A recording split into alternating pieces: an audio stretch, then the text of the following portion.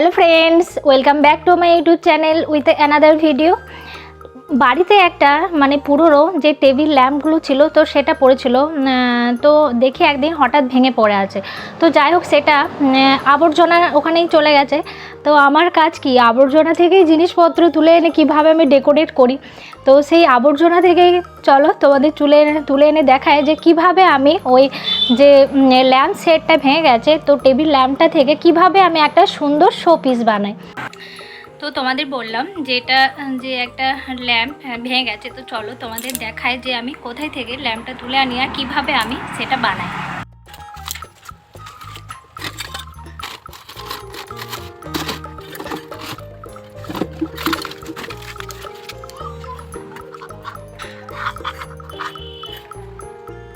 তো চলো তোমরা ভিডিওটা স্কিপ না করে পুরো ভিডিওটা দেখে নাও, আশা করি ভালো লাগবে।